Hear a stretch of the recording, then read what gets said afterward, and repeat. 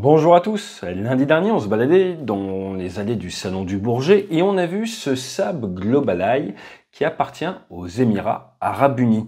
Il s'agit d'un mix entre un bombardier Global 6500, c'est canadien, et le radar qui pèse tout de même 1 tonne, qui nous vient de chez Saab, chez les Suédois. Ce sont les Suédois qui fabriquent ça et à l'heure actuelle, c'est en montée en puissance avec 5 commandés et livré chez les Émiratis, avec 3 commandés arrivés à partir de 2027 dans les forces pour les Suédois, et avec, c'est officiel depuis mercredi, la France qui souhaite s'équiper. Alors s'équiper de quoi? S'équiper à minima de 2 Saab GlobalEye, avec une possibilité d'en acheter 2 de plus, avec une livraison prévue avant 2030. Pourquoi? Eh bien nos Boeing E3F SDCA sont en train de vieillir.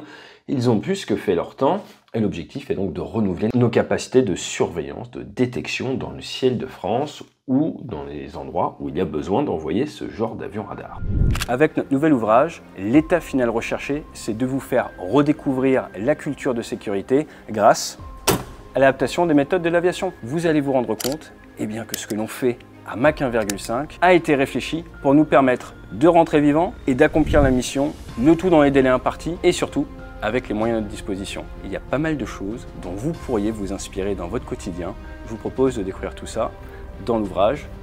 Le lien est juste en dessous.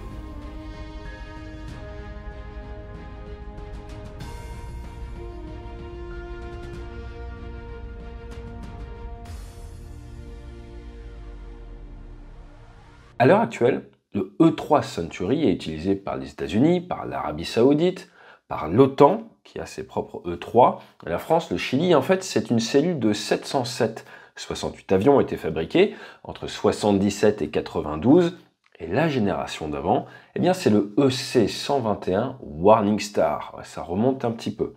En France, nous en avons 4 qui sont basés à Avord-la-Mort. C'est la grosse blague. Et c'est un avion qui a connu très peu de pertes. Il n'y en a eu vraiment que 2, avec le 22 septembre 1995, lors d'un décollage d'Alaska à Elmendorf.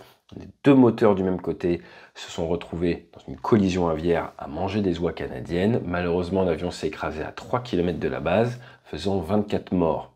Et il y a du monde dans ces AWACS. Et moins d'1 an après, un avion de l'OTAN qui décollait de Grèce a annulé son décollage parce que l'équipage pensait avoir justement fait une collision aviaire. Vous voyez clairement bien que l'accident d'il y a 10 mois était dans toutes les têtes. Donc annulation de décollage, l'AV1 avait déjà été prise, donc du coup on se retrouve à ne pas pouvoir s'arrêter en temps utile et l'avion est allé boire un petit peu de l'eau en bout de piste. Heureusement, personne n'est décédé et lors de l'enquête, ils se sont rendus compte qu'il n'y avait pas d'oiseau. Ce qu'il faut savoir, c'est que ce E3 il peut monter jusqu'au 290, ce qui lui permet de bien détecter tout ce qui se passe, mais on est sur du radar qui tourne d'ancienne génération avec un taux de rafraîchissement, donc la vitesse à laquelle vous avez des nouvelles informations qui se comptent en secondes. Là, l'idée, c'est de remplacer ça par une nouvelle génération avec de l'antenne active. Ce radar, le Urieye, a déjà fait ses preuves sur le Saab 340 à l'hélice, et d'ailleurs, les Suédois en ont donné aux Ukrainiens. Ce système a également été monté sur Embraer R99, et quand il a été question de le mettre sur Bombardier, il a fallu faire quelques modifications d'un point de vue aérodynamique, et vous retrouvez notamment sous la queue des petites dérives pour stabiliser un petit peu la totale. Le premier vol a eu lieu depuis Linköping et le constructeur annonce qu'au niveau 300, il peut voir à 450 km de chaque côté et au niveau 350 à 550 km, ce qui est assez énorme. Maintenant, ce qu'il faut bien comprendre, c'est que c'est fini l'époque où ça servait juste à détecter des plots dans le ciel. On est sur la 3 dimensions.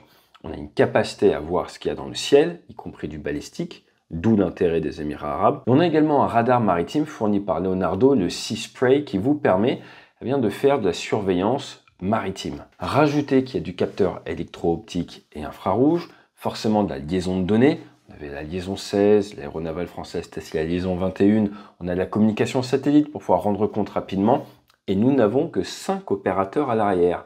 Et ils sont malins parce qu'on a même une capacité à streamer, alors non pas sur Twitch, mais vers un centre de commandement au sol, ce qui vous permet de ne pas mettre les opérateurs dans la machine, ce qui vous permet également de faire peut-être de l'instruction plus facilement, voire même de contourner certaines limitations RH. Bref, ça c'est un vrai avantage. Maintenant, il y avait de la concurrence. Et la concurrence en ce moment pour le renouvellement des flottes d'avions radars, c'est d'un côté le E7 Wedgetail, qui est en fait un dérivé du 737. Je vous rappelle que le Sentry, c'était du 707.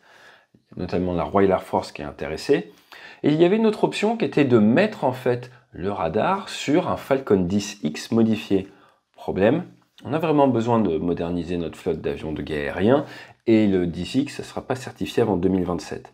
Donc il semblerait que la France ait fait le choix de s'assurer avec quelque chose qui fonctionne déjà. Nous sommes très proches des Émiratis, beaucoup de partenariats, du bon retour d'expérience.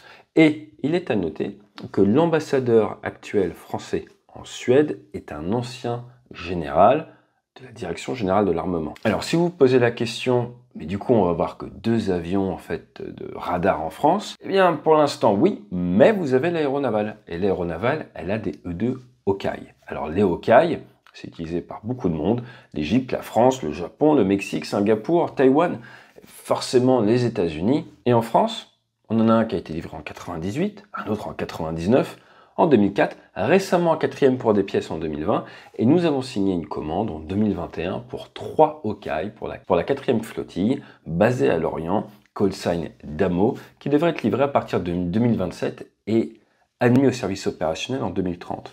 Donc à l'heure actuelle, ce que l'on peut dire, c'est qu'en 2030, en France, eh bien, on va avoir une sacrée modification, une grosse montée en compétences pour ce qui est de la surveillance du ciel, et c'est cohérent avec la connectivité qui est de plus en plus efficace sur Rafale. Pourquoi est-ce que c'est important? Parce que quand vous avez un taux de rafraîchissement avec une antenne qui est extrêmement lente et que vous avez des systèmes extrêmement avancés dans vos avions de chasse, par exemple avec des antennes actives, vous vous retrouvez en fait avec différentes informations qui proviennent de différents endroits. Par exemple, l'information qui vous arrive de la WACS, l'information qui vous arrive d'un équipier, l'information qui vous arrive de votre radar. Et tout ça, ça peut avoir tendance à vous mettre plein d'informations et au final, vous ne savez plus qui est qui.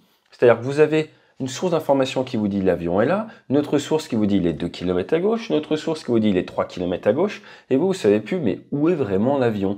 Donc vous avez du filtrage et des systèmes de traitement pour vous aider, mais tout ça n'est pas très simple à processer, et des fois vous pouvez facilement vous retrouver avec des informations un peu contraires.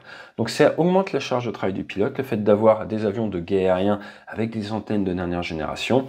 Ça va faciliter le travail, ce qui est absolument indispensable dans la guerre moderne à très longue distance. Ça va donc dire qu'on aura probablement des nouvelles tactiques qui seront possibles, ce qui rend le métier de pilote de chasse toujours aussi passionnant. D'un point de vue ressources humaines, cela risque d'avoir un impact avec moins de personnel à bord. Et là, il faudra faire attention parce que quand je vois 2 avions, que j'apprends qu'ils sont 5 en tranche arrière, moi ce qui me fait peur, eh bien, c'est d'avoir trop peu de personnel.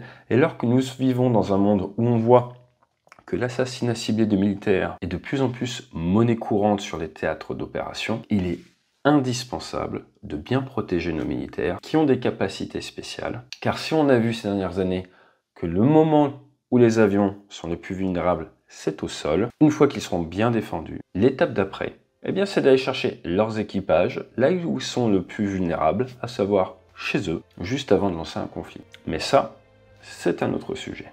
Je vous dis à très vite sur la chaîne, n'hésitez pas à vous abonner, à venir voler avec nous sur Bassin d'Arcachon, à nous contacter pour qu'on intervienne avec vos équipes, pourquoi pas à la rentrée, et d'ici là, fly safe.